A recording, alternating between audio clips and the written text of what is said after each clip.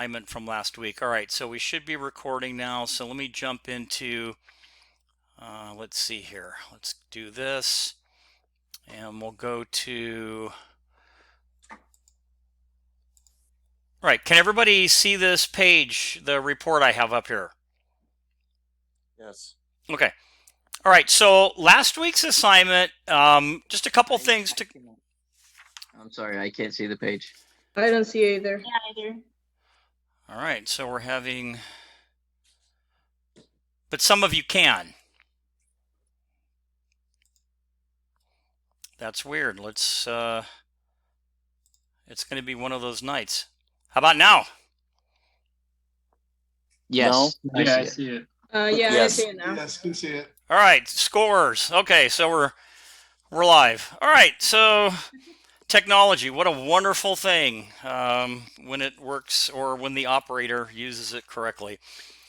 So last week was a really short report. All right, it was probably, depending upon who the writer was, it was, maybe a couple of paragraphs.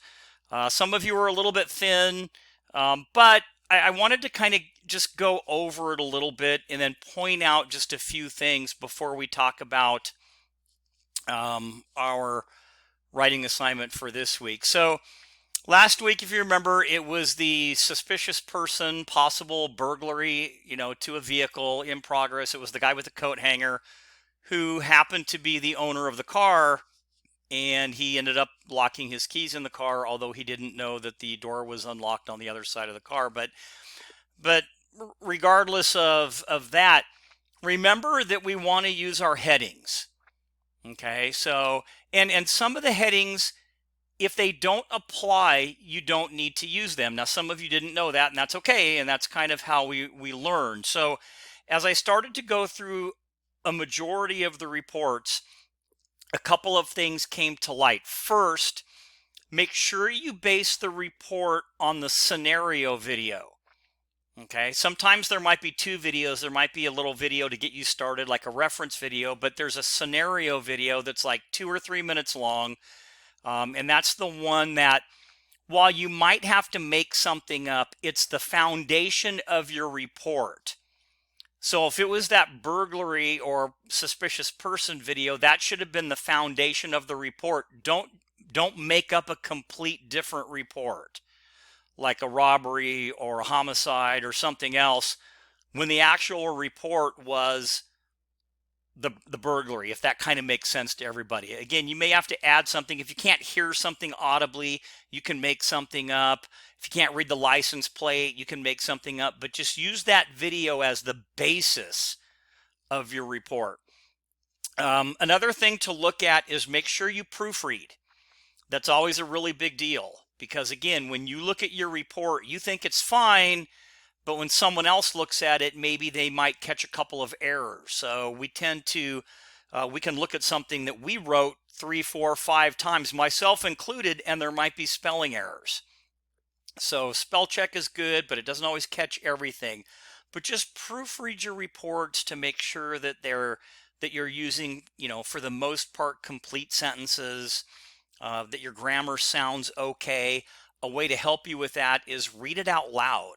A lot of times if you read it out loud to yourself, you can catch something that may not sound right. Formatting, remember again the headings, the standard ones that we use, if they apply. So remember notification, that one applies to this little scenario. It's how you got the call. Okay, and I gave you some kind of examples here. So it'd be the date and the time, and then where you're going to, and then whatever you're going to investigate. And then sometimes dispatch might give you a little more information. Maybe they describe the subject to you or what they're doing. You can throw that in there. So in this case, dispatch advised that this person was, possibly breaking into the vehicle. So that's something that you could put in there. Or if they gave a description of the person, you could put that in there too. And that's all in your notification. And then the next one would be either you can put officers' observations, you can put details, however you want to word it. And again, you can move these headings around. It really doesn't matter. But this is what you would see immediately when you get there. So I just kind of threw something together to show you, when I arrived, I observed or I saw. You can use either word. A subject I put later identified as Jim Smith because later we did identify him, and that's the person's name that I'm just using as an example. Standing next to the driver's side door of a vehicle, and I described the car, and that's important too because you want to put as much information in there as possible. I kind of indicated that he was holding what looked like a metal coat hanger, and he was putting the coat hanger between the window and the door frame. And you could even add, if you wanted to, that his actions appeared that he was trying to open the door with the coat hanger. Or you could even say that it appeared that he was trying to break in. I don't like to go too far, but I would at least describe the person's actions. Then the next heading I would use would be like investigation. And this would be, well, how did I figure out if there was a crime or not?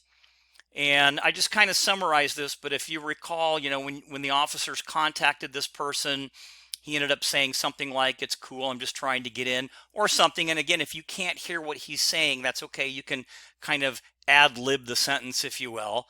But he ended up telling us, the officers, that he locked the keys in the car. He was trying to use a coat hanger to get it open, and that the car belonged to him. So if you want to disprove there was a crime, you need to say how you did that. So you could check the vehicle and see the keys were in the ignition, which helps prove his story. You could ask him for ID, which he provided, and you ran a check on the registration, and he was the registered owner. So all of those things together, it's not much, but it's enough to show, hey, you know what? This guy is the owner of the car, and he probably locked his keys in the car. And then the disposition at the end would be, hey, you know what? There's really no crime here. And report to file is kind of a short way of saying we're really not going to do anything. So those are just a couple of headings that I used. You could use different ones. You don't have to use exactly that, but these are some standard.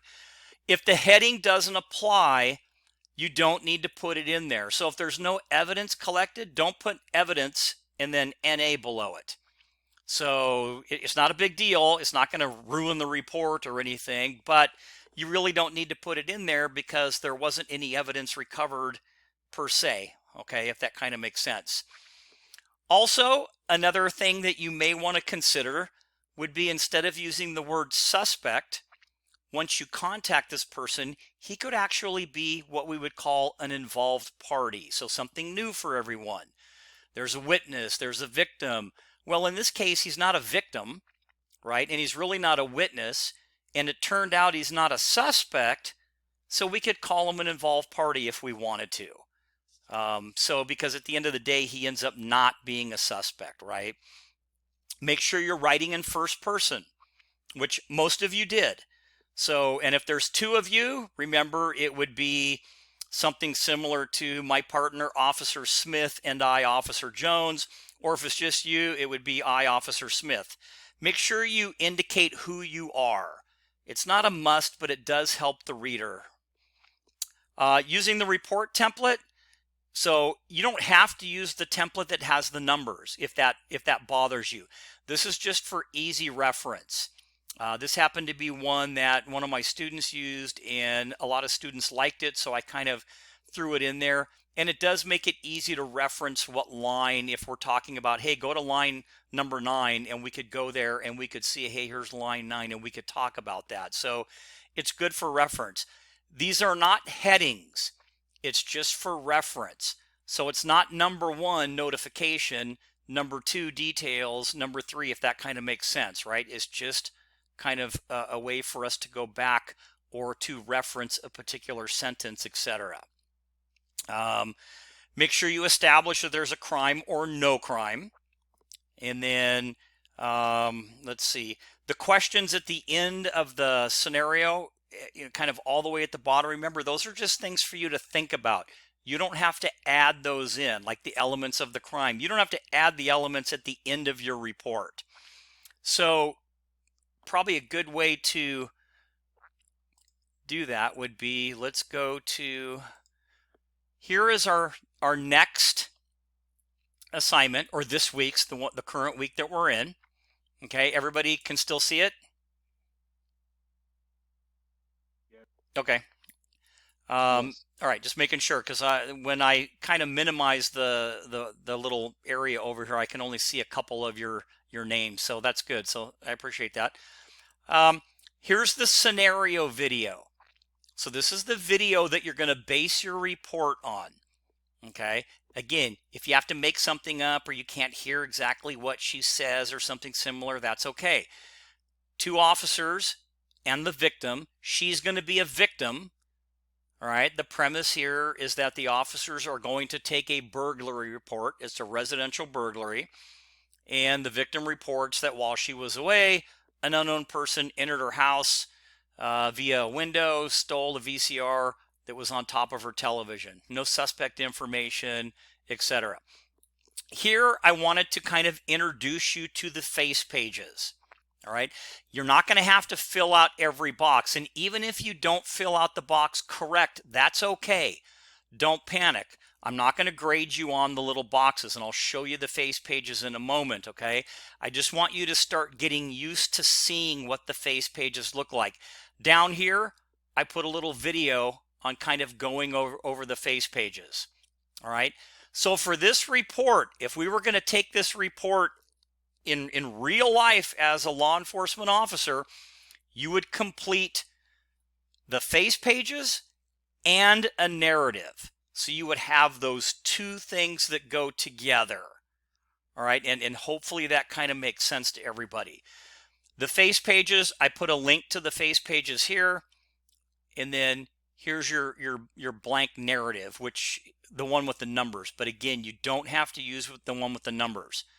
And then those questions I talked about, here's the penal code. Well, here's the section for 459 burglary. And these are just discussion points for us to think about. You don't need to add this in at the end, okay? Just kind of look at those and think about it. So then when we come back and we have a conversation about these things, you'll kind of know what I'm talking about. This is what a face page looks like. And again, if you watch the video, you'll be able to find out a little bit more, but I wanted to kind of show you standard. Remember we talked about it. It could be titled crime report, incident report. Different departments have different names for these things, but this particular agency uses incident report.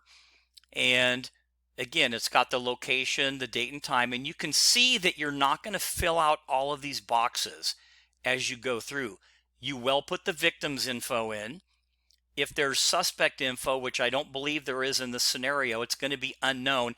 And you could just put unknown here. You don't need to put unknown in every single box or NA in every box, because I figure if you just put unknown here and there's no physical description, then we get that. Okay. So don't worry about a couple of these boxes, as I mentioned in that little video that you can watch. But the date and time, you can make that up. The time the incident occurred between, the day of the week, okay? The location and the case description would be burglary. But again, if you go down and you watch that video, you'll learn a little bit more. There's no other witnesses, I don't believe, so there's no reason for you to fill out any of the additional persons box. There's no additional offenses. There is property that's stolen, so you would list that here. Okay, you could put status as stolen, quantity 1, and you could make up the make, the model, the serial number, etc. If we recovered it, then you could put it here, but we didn't. There's no vehicles involved. There's no evidence that's recovered. So you can really see that you're not going to do a lot of typing into this particular, for this particular case, but this is kind of our first look at taking a look at what a face page looks like. Okay, so I wanted you to really see that.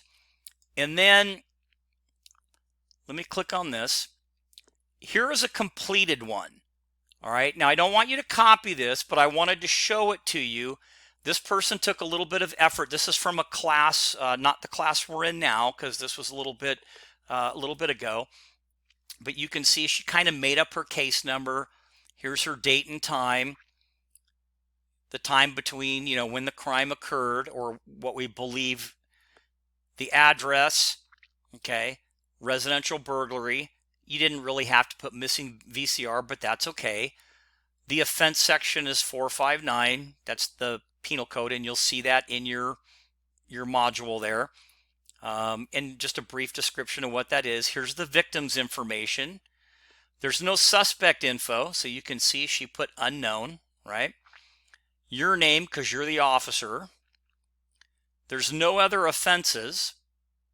So we're on to page 2, and she filled out the top because that's the same as the top on every page. Here's the property that was stolen. All right. There's no vehicle involved. There's no drugs involved. Here is evidence. She took pictures of the crime scene, so she booked her photos. So these are things as we start to do more reports, you'll say, oh, if we take pictures, what do we do with those? Well, we have to enter those into evidence. And so they were entered into evidence. And those are her face pages. Then she started with the narrative, which you guys have already done. And again, she uses the numbers as reference. She uses notification, details, investigation. She describes the missing property, which you can in the narrative, but you don't have to. Her investigation about, was there damage to the house, etc. And that's important because now you have a crime scene. You have an actual crime scene, if that kind of makes sense, right? Go ahead, Dale. Okay, when it's talking about like the value of the property that is stolen, is that just the value of what you paid for it at the time? Because in court, when you try to sue somebody for used goods, you don't get the value of what you paid for. Yeah, you can just ask the person what it's worth, and it's market value. What you paid for it would be fine. It's not going to be, oh, it's it was my favorite VCR, and even though I paid $100 for it, it was my favorite one, so it's worth $500. So it's fair market value, and typically that's for insurance purposes. So that's a really good question. Does that make sense? Yes. Okay. So you can see what she did. She actually looked around the crime scene to see if there was anything, if there was a window open or if there were pry marks or footprints on the ground. Her evidence, she took some pictures. And her conclusion, it's not very long. It's a 2-page narrative.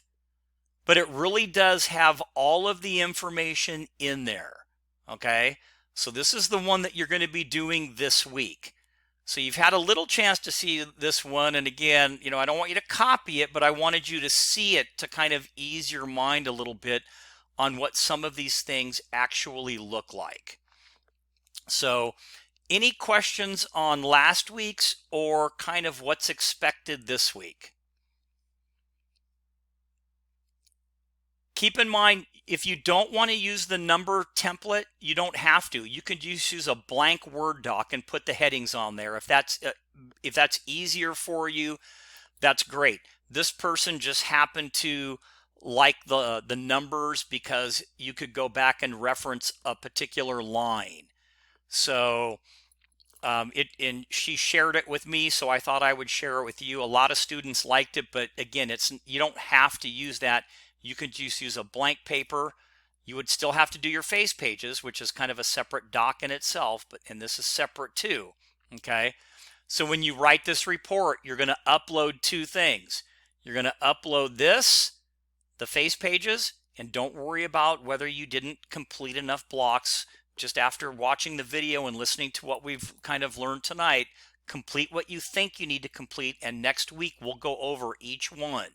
So what I'm really more concerned about is that you start to focus on the details as it relates to your narrative, because now it's not just a suspicious person, it's an actual crime, which has a crime scene, which means that you have to investigate the crime scene, even though there's not really that much to investigate.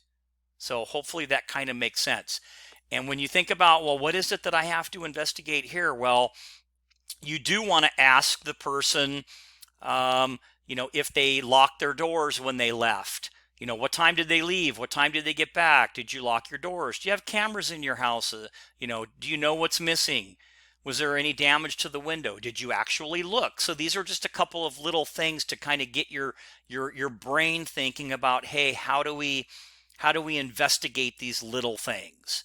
And again, there's no suspect information, so we don't have to worry about that, but there still might be evidence, and you do want to take pictures of, or if you want to dust for fingerprints, you can, etc. So hopefully all of that kind of makes sense, and then we'll reevaluate this particular week's next week. So that's kind of how we're going to do it. All right. So if there's no questions on that, I wanted to jump into the first part of our lecture. And again, this one's not very long, but it's important because taking notes is, I wouldn't say it's an art, but there is some skill that needs to be developed when you take notes. A really good example is I can use myself. I was an okay note taker, but my handwriting is horrible. And because of that, sometimes it was hard to read my own notes. So, and then how many notes do you take? And can they subpoena your notebook to court? And all of these other little things that I don't think a lot of individuals know. So we're going to talk a little bit about the art of note taking. So, understand how to recall your actions and compile them into an accurate, comprehensive, case report. How do we do this? And part, again, what we want to do is we want to be able to understand the guidelines to the process of note taking. How do we create an outline for our notes that we can transfer over when we actually write a report? That's important. And I can remember a couple of partners that I used to have that used to take notes on like single pieces of paper or like napkins. They'd write some information down, and that's really going to be bad because, it's a napkin. And what if you lose that? So Marcy, I see your message. Is there front pages form in the forms page? Yes. So the face pages, it's a document in itself. Okay. And when you go into this week's writing module, when you go into the chapter, the chapter that we're in, you go into the writing module, you'll see that link to where you can download that face page, and you can type right into the face pages. So it's a template that allows you to type into it, if that makes sense. If you can't for some reason type into it and won't let you, you can print it and you can write on it. So you'll see both documents are in that module. You'll have the document that's the 4 face pages. They're all together. We call them face pages, but that's just kind of what they're called. And then the one below that is the narrative template. So hopefully that kind of makes sense. And if I need to go over that again before we're done, I can totally do that. All right. We want to understand the importance of creating a workable format and style of note-taking that's going to help you in completing your report. Because remember, you don't want to just write things down kind of willy-nilly, and you want them legible and you want them accurate. Spelling and dates and, birth dates and phone numbers, because if you're wrong, that's going to get transferred over to your report and you're not going to have accurate information. So we really want to take a few minutes and really talk about the importance of note-taking. So think of note-taking as kind of a type of shorthand. All right, not real shorthand, and if any of you do know shorthand, that's great. But basic note-taking is kind of a little bit of shorthand to prompt your memory of what actions that you took, as well as what has been observed and what somebody said. And remember that your mind works faster than your ability to write things down word for word. It's super hard. If someone were to break out a piece of paper right now and try to write down everything that I'm saying, you probably wouldn't be able to do that unless you abbreviate it. Because remember, notes aren't an actual report, but if you're going to abbreviate, you need to do it in a manner that you can remember exactly what it is. So the goal here is to record some key phrases or keywords that are going to trigger your memory, resulting in an accurate case report. Or if it's a quote, then you're going to want to write that exact quote down. And again, and I'll say this as we go through the entire semester, if you're taking notes or getting a statement from someone and you didn't hear what they said completely, or you need them to repeat it, or that you need them to spell it, have them do that for you. There's nothing wrong with asking, I didn't quite get your last name. Could you repeat that, please? Could you spell that for me? So that way your information is going to be accurate. It's really important. And consider officer safety. And you're probably wondering, well, why are you talking about officer safety? Well, note taking should never be attempted until your crime scene is rendered safe. Okay?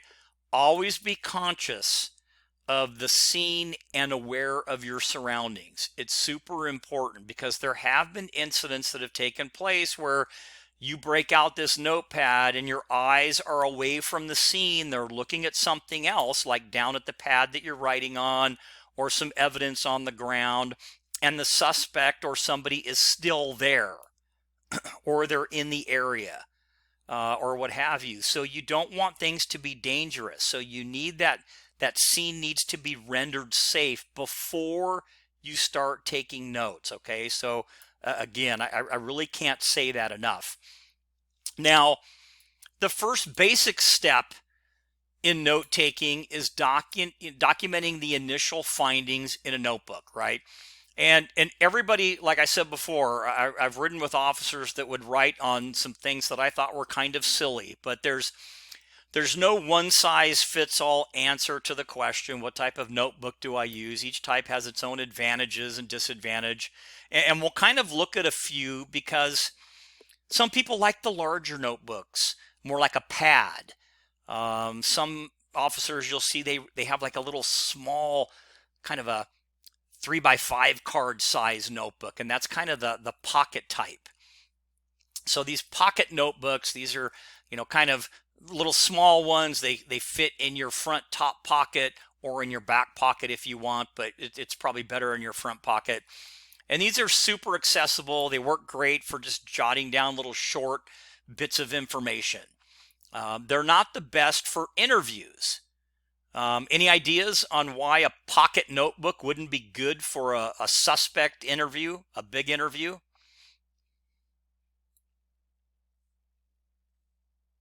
Wouldn't you run out of space pretty quick? Well, you would, because some of those 3x5s, they're really not very large, and they're kind of hard. You can hold them in your hand, which makes it a little bit, it's not super easy to write on. And you're right, there's not that much space, so you'd be flipping pages every, 30 seconds or something like that, and then someone threw in there, yeah, they're easy to lose. And they do fit in your pocket, so they're great for something quick, short and sweet. Quick suspect description or something like that. But they're really not good for long interviews, because remember, if we're going to do a longer interview, when we talk about interviewing, we really want to write some of those questions down before we do a long drawn out interview so we don't forget things. So we can't really do that in a small pocket notebook. So I'm sure you guys can see that really wouldn't be that great. Now, there's kind of a little bit of a larger one. It's about a 6x9 size, kind of a steno pad, and these are a little better for interviewing victims, witnesses, or suspects at a crime scene when there's no longer a sense of urgency, etc. This is kind of one of those bound notebooks, and the pages, they're not meant to be torn out, but a lot of times they can be torn out. So you have to be a little bit careful of missing pages, and consider numbering your pages. But if you number your pages and one page ends up getting torn out and lost, you may have to explain that at some point. If, let's say, a defense attorney finds out that, hey, you had page 1 and 2 and 4 and 5, and you don't have page 3 of this particular case. So they might ask you, hey, well, what happened to this page? So these are just little things to kind of think about. Sometimes, if you're lucky, departments will have pre-printed sheets. And these are pre-printed forms that the officers can just write directly on. A lot of them now are computerized, so you can type directly into them, or you can write directly on them, and they are good too. So in the chat, would spiral notebooks be better or just steno? Either one are okay. I mean, it's really the size, because 6x9 is a little bit better. And sometimes they have those notebooks that aren't the spiral notebooks. They're kind of more the steno pad, and they kind of open up. So either one is probably okay. And I'll define what 11550 is. So these are great questions, you guys. So keep them coming. So some examples of report forms that you can write on would be a case report. So those incident reports that I have, the template, you could print that out and you could actually write on that. So you wouldn't have to write the information or type it into anything. You could write right on top. DUI, driving under the influence, a DUI report, which is like this one right here. I know it's kind of hard to see, but you could handwrite all the information on here. 11550 is under the influence of a controlled substance. That would be a report form that's already made. So it's got everything on there that you would have to fill in. Symptoms that the person was exhibiting, etc., the different tests that you administered. Here you can see, I know it's small, but you can see on this DUI report, standardized field sobriety test. This is the walking the line test. It's already on there. So you would just mark down on here. So some of these forms are great. Field interview cards. It's a card that has information already pre-printed on it, and you just fill it out. Same with a gang card. So all of these, again, a lot of these are computerized, but writing right on the form, a lot of officers might actually take out, let's say, a crime or an incident face page. They'll write on it and then they'll go back later and type all the information in, but they just took notes on the actual form itself, because that way they filled it all in. And hopefully that makes sense. It's a little bit more time, but you don't have to write it in a notebook then. If you don't want to, you can just write right on the form. So consider, pre-printed notes or sheets as some options. So here's a couple of options here.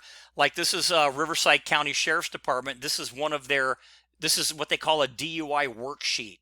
So if someone were to be taken into custody for driving under the influence, the officers could fill these out electronically, because you can see, you can type into them, or you could print them out and you could just go down the list: name, DOB, race, sex, city of arrest, time of arrest, and you could just fill it all in as you go all the way down.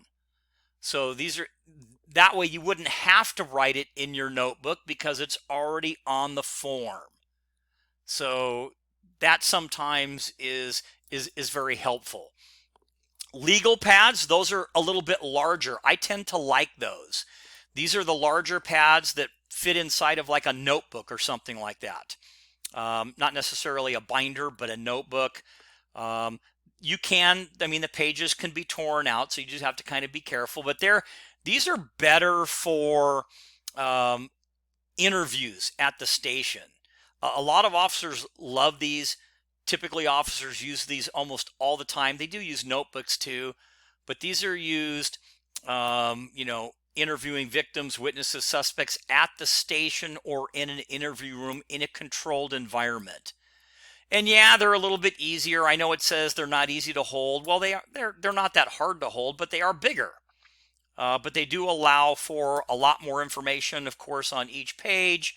You can, leave gaps in between. So you could write a question, leave a gap for an answer.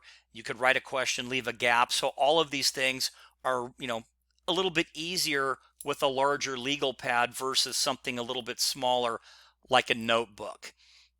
And then they do have loose leaf notebooks, and these are kind of the preferred tool if you're going to work a major case like a homicide, where a body of work requires not only extensive narrative reports, but a lot of supplemental reports. And what I mean by supplemental is, on a homicide scene, you don't do everything. So if you're the main investigator, you might do some of the investigation, do some interviews, but you're going to have someone go to the hospital and get some information and collect evidence. You're going to have somebody do the canvass. You might have somebody interview witnesses. You're going to have the evidence tech collect the evidence. You're not going to write all those reports, but all those reports are going to end up in this case book. And typically that's why they use these larger loose leaf, like a notebook, because you're going to punch holes, like a 3-hole punch, and you're going to put those papers in there because it's a large book that's going to have a bunch of supplemental reports. So hopefully that kind of makes sense. And these major criminal cases, again, are going to require the use of several notebooks sometimes. Loose leaf, it says they're not recommended for crime scene note taking because it's a crime scene and you got to hold it. So you don't want to have this big binder with all these, with the big rings in there where you got to open them and put the pages in there. And if you're a lefty, your hand gets in the way when you try to write because the little rings are in the middle. So there's all these little weird things to kind of think about. But when all those reports are written, whether they're written on a computer and printed out or in some of those templates that we have, or even whether they're handwritten, they're going to end up in a big case book on these major cases. So these are some different kinds just to kind of enlighten you on what's out there. So what then are some guidelines for taking notes? Well, simply note-taking helps document your actions and observations when responding to a call for service as a law enforcement officer. And basically, you're going to be recording the names, locations, and key events of the incident at the time when these events are fresh in your mind. And it's really important, again, that you have something to write on and that you have a pen that actually works. There's nothing worse than getting to a crime scene, even if it's just like a burglary from a residence, and you have to ask the victim, "Excuse me, ma'am, do you have a pen I can borrow?" That's super embarrassing. And honestly, it's kind of unprofessional looking. So you want to be prepared all the time to have plenty of things to write on, plenty of instruments to write with, etc. And you're going to start at the beginning, just like you would with any type of investigation. You're going to collect all the information necessary for an accurate report.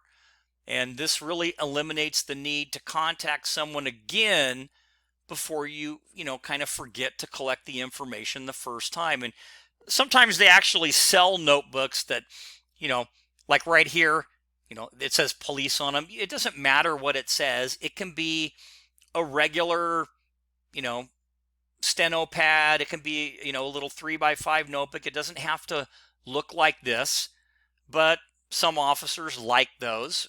So it's kind of your preference.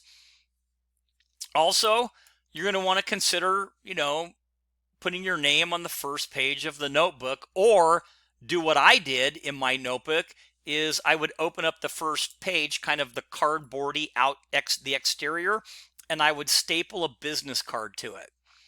And the reason for that, why would I do that? Let me ask you that. Let's see if you guys can. Why is it important that you put your name? Cards will last longer, and it'll be easier for whoever has it to read it, and then be able to send it to where your business or your department is. Yeah, so it wouldn't be the first time that somebody lost something. Again, you've got so many things going on. What if you put your notebook, you took some notes, and you set it on top of your police car, and then you drove away? Has anybody ever put a soda on their car and driven away, or put something worse like a computer?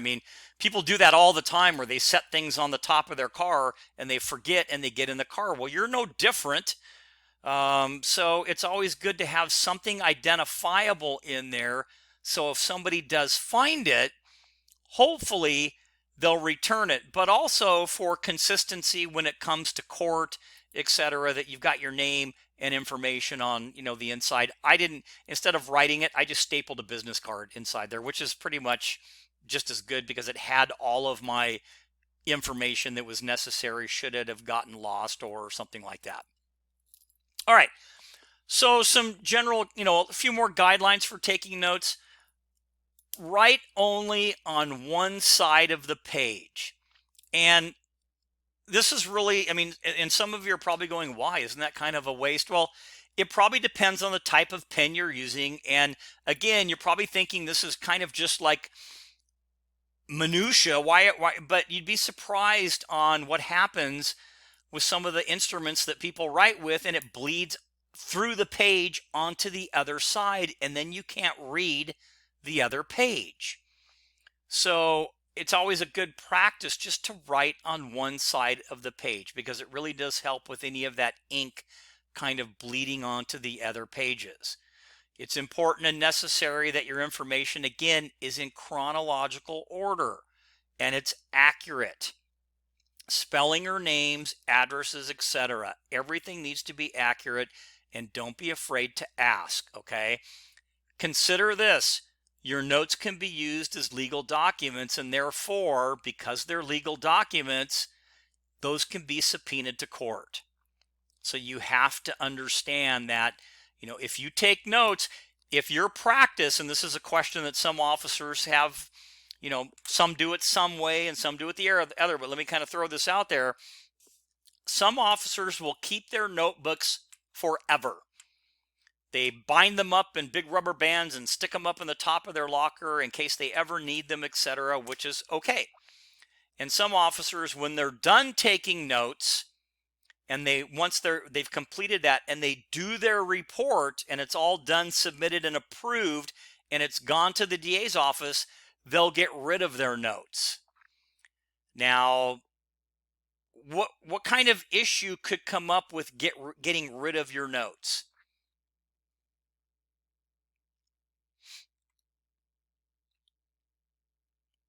Do you guys think we should keep them forever, or? Well, I have always viewed notes as kind of like evidence in cases. And so when you get rid of the notes, you're getting rid of the evidence that took place during that case. You could lose valuable information that could link up later on if, like, the case turns into a cold case and then gets reopened later, or if somebody wanted to know what happened to their relative, or, Okay. Anybody else? It's a good answer, Dale. It helped you with memory later on if you keep them, I would think. It could, sure. So, sometimes your department might have a policy on the best way on what they want you to do. I typically used to keep mine because you just kind of never knew, not that it was more or less evidence, because I did transfer that information into an actual report, but maybe I missed something and I didn't put it in the report that might be important later on, and I didn't think it was important to put it in the report, but maybe I should have, if that kind of makes any sense. So being able to maybe go back, and you talk about cold cases, Dale, that's important too, because there are a lot of organizations that have formatted, or they've basically formulated what they call cold case units, and these investigators go back and they dig through everything in order to develop new leads. So sometimes digging into those notes might be helpful. So it is, my thought is that you should keep them, but again, policy will dictate on what you're required to do. So kind of sticking with the, some general guidelines, as far as notes go, begin to list the events, the elements of the case. Use your notepad for investigations only. Okay, I can't say this enough, especially if you're required by your agency to retain your notes. Don't put personal stuff or doodles or pictures or whatever it is that you were doing inside of your notebook. And the reason for that, I asked the question, but the answer is probably pretty obvious, is that if those can be subpoenaed, people can look at that later on. So you don't want to put personal phone numbers, personal information in there, your date on Saturday night, or whatever it is that you're going to throw in there, because it's just going to come back to kind of haunt you later on. So hopefully that kind of makes sense. A lot of us might get bored at a crime scene. You might doodle, you might do this, you might write things down. Just be very, very careful, okay? These notepads are meant for investigations only, not your grocery shopping list for Super Bowl Sunday or things like that. So just understand that they could come to light somewhere else because they are, in fact, they could be subpoenaed. Some other issues in note taking, just for consideration. Using a recording device can help capture a lot of good details when you're documenting your actions and facts of a case. It can be used as you're also jotting down notes or independently. So a lot of officers carry these. A lot of investigators, you'll see when they do interviews, they'll record the interview, but they're still taking notes. And the recording helps you go back and maybe listen and maybe find some information that maybe you forgot to write down, or something that you maybe you didn't get a quote exactly correct and you want to make sure it's correct. So you could go back and you could actually listen to that tape. Yeah, question. Yeah, so I know that there are some technologies that are advancing, and like with the polygraph test, where it's not really admissible into court, but it does lead investigators into directions where a suspect might be deceiving or deceptive. There's a voice stress analyzer where an officer can use a phone call and figure out if the suspect on the other end of the phone call is being deceitful. Would the same work for a recording device? Well, you can't. So, I mean, the recording will pick up a person's change in their voice tempo. A lot of people, when they don't tell the truth, sometimes their voice might get higher, or if they get amped up, or they might, you know, it, it's probably not as effective as, let's say, a voice stress analyzer or a polygraph or something like that. The major rationale for a recording, well, there's a couple of things. One, for a recording is you get someone's statement and they can't go back and change it unless they change it on the recording. So they can't say one thing. Well, they can, but if they gave you a statement, then in court they said something else, you could refute that statement, right, or dispute it by playing the recording. So that's a good thing. Or if they said you intimidated them or something, well, you have a recording to show that that didn't occur, etc. So it's more or less for kind of backup for your notes, if you will, if that kind of makes any sense. It's really not meant to fall into the same category as a stress analyzer or a polygraph or something like that, both of which we know are not admissible. Now, another thing, and hopefully that kind of answered your question. Another thing that's out there right now, of course, would be body cameras. That's a really big thing. And of course, they're admissible in court, just like everything else. And these are really good tools as well to go along with maybe some notes that you take.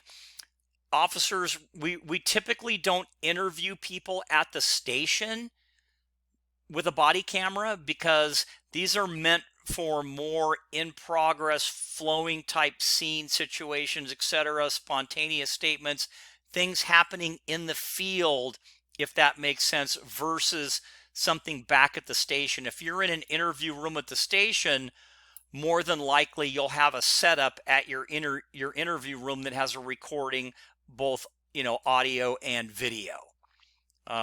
So a question here: if it's backup for your notes, how would you know when you have to get permission for recordings? So if you're recording someone in public with a body camera, you don't need their permission because they're in a public place. So while some states are what they call one-party states for recording, some are two-party, this is typically for things that are happening out in the public view, all right, or an emergency situation. You're not going to surreptitiously take this into somebody's house and kind of record them without their knowledge. A lot of people know that officers have this, but if you're in public, it doesn't matter when it comes to body camera recordings. Now, if you're at the station doing an interview, the person doesn't have to talk to you. And if they don't want to talk to you, then you're not going to have a recording, right? Because they don't want to talk to you. So you can record someone at the station, but they don't have to answer if there's a recording, but they can't, and they could throw this out, and I'll throw it out to you. Hey, officer, I'll talk to you, but you can't record me. What do you think would be a good way to deal with that? I'll give you a statement. I'll talk to you about what happened, but I don't want you to record me.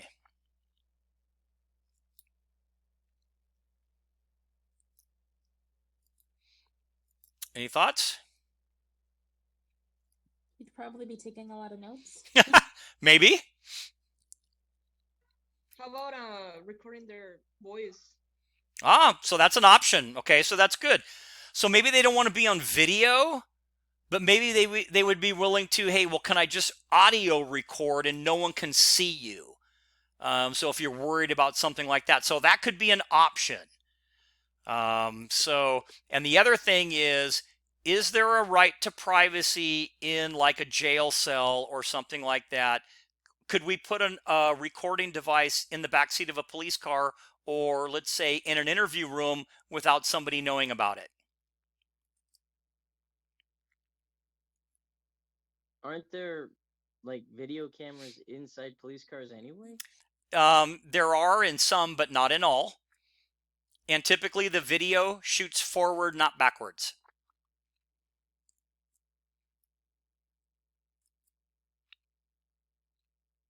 So if I arrest 2 suspects for robbery, before I put them in the back of my car, could I throw a tape recorder under the back seat and turn it on and then set them in the car?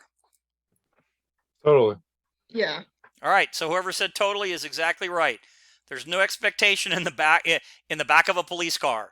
Just like sometimes we'll put 2 suspects in an interview room and we'll turn on a tape recorder that they can't see, and they'll start talking about covering up the crime and things like that. So it'll be different if you were in a in a different situation. There might be some right to privacy things, but in the things that I'm kind of talking about, there really aren't when it comes to those types of things. So a lot of things to kind of think about, probably more than you thought when it comes to recordings and things like that. So kind of staying with the recordings, remember, it's a good tool to archive, a recording of a victim, a witness, a suspect, etc. Any spontaneous statements, those are always great things to have, because they might become critical when played before a jury. The person could actually, I never said that, and then you play this videotape of them saying whatever it is that they said that they didn't.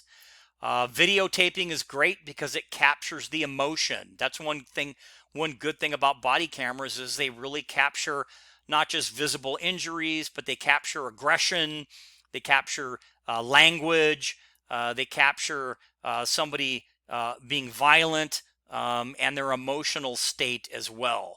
So these are always good things. And sometimes, you describing it in words can't really replace a video. You can say that a person punched someone a couple of times, but if you showed a video of that, don't you think that's going to impact the jury quite a bit more than your written word? The answer is going to be yes. It really, really is. So recordings, video or audio are always a great thing. Keep in mind there are some issues with recording stuff, right? I mean, it's technology, just like me trying to get started on the computer tonight. I mean, there's malfunctions, sometimes there's background, sometimes there's damage, and then you have to be careful of, deleting information.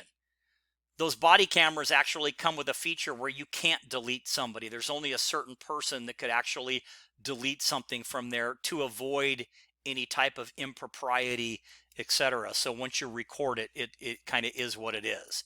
But these are things just to kind of consider when it comes to recording.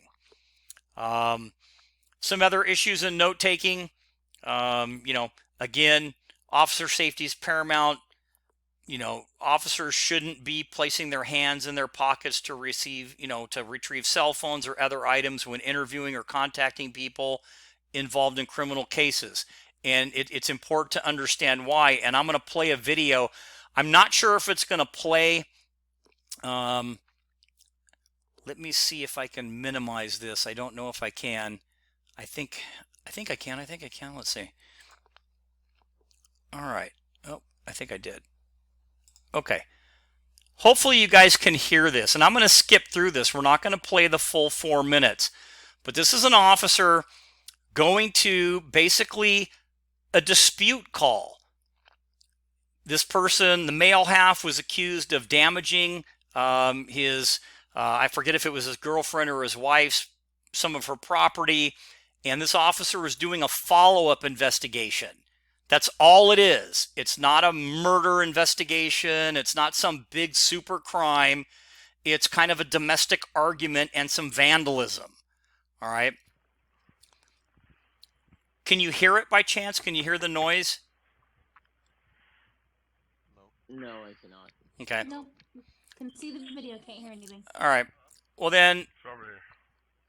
I'm going to close caption it. What's that? And Anything I'm, like that? I'm going to go up further. So this guy, officer, ends up contacting this person in the house. He goes outside with the individual to ask him some questions. Okay. Okay. How bad is the pain? On a scale of 1 to 10, like a 12. Like a 12? He's just having a conversation with this guy. Okay. Okay. So, I was in the area. Got some other calls coming in, but I thought I'd swing by. Yeah. The other stuff in the apartment, she's showing me like a little bookshelf. The polish. You didn't state how the polish got that way. She said the pumpkin got knocked over. So he damaged some of her The handle property. got That's ripped off, all they're whatever, talking the about. stem. Oh, the pumpkin. No, Yeah. honestly, I think the pumpkin was just the cat, the curtain. Okay. Well, the curtain's in the bedroom and the pumpkin's in the kitchen, so how'd that happen? So I'm going to go a little bit further. In the house. Like, He's still talking to the guy. The guy doesn't look like he's violent, right? He looks like just kind of a ordinary dude. And he's talking to him again. Okay. Did the dog knock anything over or break anything that you know? And not that I know of, and then all my stuff I threw into bags, and then I went down, there's 2 sets of stairs to get to the apartment. I went down one, and Anna was parked on the other side. And I was looking for her, and then in the meantime, I mean, I could hear better. So again, he's still having the conversation about the broken property. That's all he's talking about. He's doing a follow-up. Because she's not supposed to bark, because the apartment complex is like a quiet complex, you know? Yeah.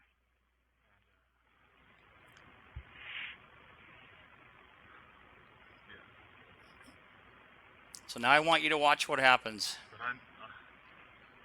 the whole curtain thing is just, You're talking about the blinds in her bedroom? yeah. Okay. I mean, those are from my old apartment, and not that it matters, but I put them in the drywall. I didn't have a drywall sink. I put screws in. It was crooked. It was too low, and then it turned into a fiasco. And then that's kind of the wedge, you know, in the Okay. in this fight. You mind if I just pat down your pockets real quick? You don't have anything in here? No. Okay. Nothing in here? No, this is my smoke. Okay. Okay.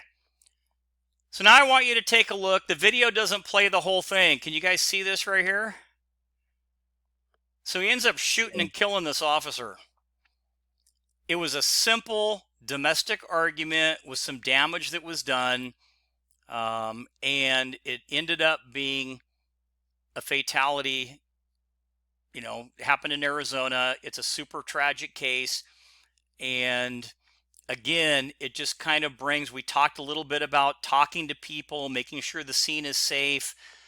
At some point, without getting into all the hoopla on this particular incident, you could see there that basically the officer really didn't pat the person down.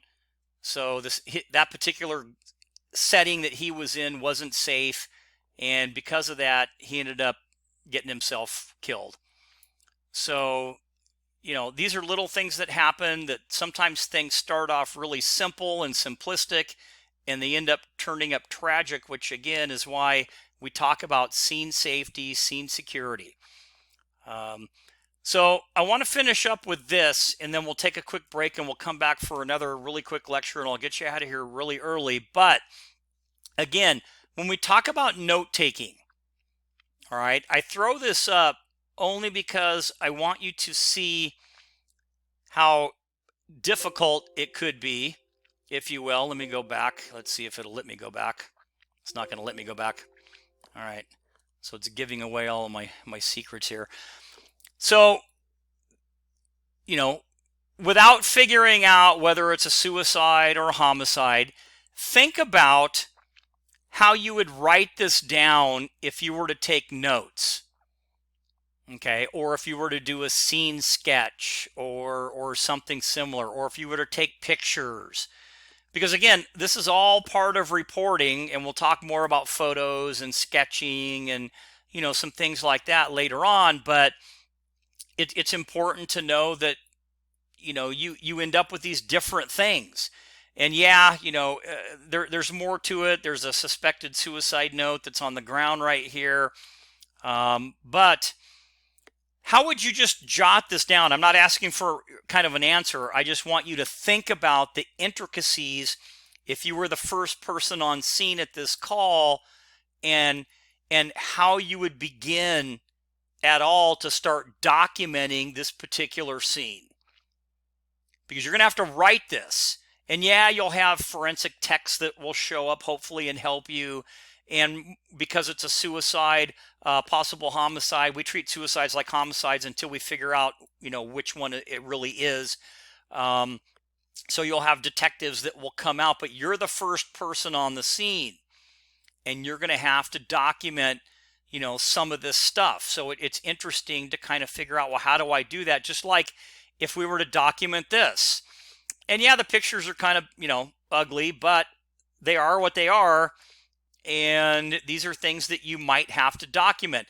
Now, keep in mind, this was a little bit after the fact, so you've got some investigative things that are happening here. This circle is around the gun. So this gun is right here. It's upside down. You can see it. The barrel is here. The grip is here. And the investigators have already started their investigation, and they've bagged this individual's hands for possible gunshot residue, etc.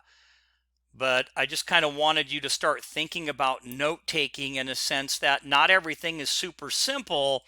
Some of these things that you're going to look at or that you're going to take notes on are going to be complicated or look weird. When was the last time you actually saw, well, you're not investigators, but this doesn't really happen a lot, where we see somebody holding two firearms, one in each hand. It's not quite the normal thing, especially for a suspected suicide. Doesn't mean it's not, but if you were to document this scene, how would you kind of write it? What kind of notes would you take? What would you sort of look at? Where would you start? So again, just making you think as we start to do this. And yeah, these are kind of gruesome scenes, but this could be some of the stuff that you might end up going to. And yeah, while you're going to document the scene and sketch and take notes, there's going to be more than that. You're going to have to talk to neighbors and relatives, and do different things like that. But it should start you thinking that it's not all your crimes are as simplistic as a couple of the ones that we're going over. So I'm not trying to stress everybody out, but I just want you to know that there's a lot of different types of crimes out there, and understanding how to take notes are super important. Same with this type of crime scene. How would you write it? What would you say? How detailed would your notes be? How many notes would you take? You take as many as you need, and you may have to learn how to draw a little quick sketch or something like that. But note taking is going to be important. And again, the reason I show you this is, how would you kind of describe this in your notes? So just, food for thought as we start kind of, talking about that. Yeah, go ahead, Scott. Would it be good practice to actually take photos to refer to your notes as well? Absolutely. So sketches, if you were to take a criminal investigation course or something like that, photos are great because they're good reminders for you. Sketches are good too. So just like you might take, you're going to take your notes, you might do a little sketch on where the person was located. So if we kind of backed up and looked at some of these, one that might be a little bit easier, so you might sketch the living room and where the body was, and then absolutely take photos, because that's going to help refresh your memory, and you want to capture the crime scene exactly as it looks when you get there. So again, you want to make sure the scene is safe. If this person is, you'll have to guide the paramedics in probably to make sure he's deceased, because you're not a doctor, so you're not going to make that call even though it appears the person is deceased. They'll come in, you'll have them come in a certain way, just check if he's deceased, then you can leave everything here, it's all safe, and you could take your notes and photographs. So absolutely, photos is a really big thing. So besides having a notebook with you, what do most officers carry with them? Cameras. A camera, or at least your cell phone, right? I mean, a lot of officers have cell phones, but a lot of them will have cameras, the super easy to operate, kind of like PowerShot digital camera or something like that. And you could take a bunch of photos. And sure, the investigators will come through again and take more pictures, but refreshing your memory, absolutely. So good question. And yeah, you're going to want to take some pictures. All right, so that kind of wraps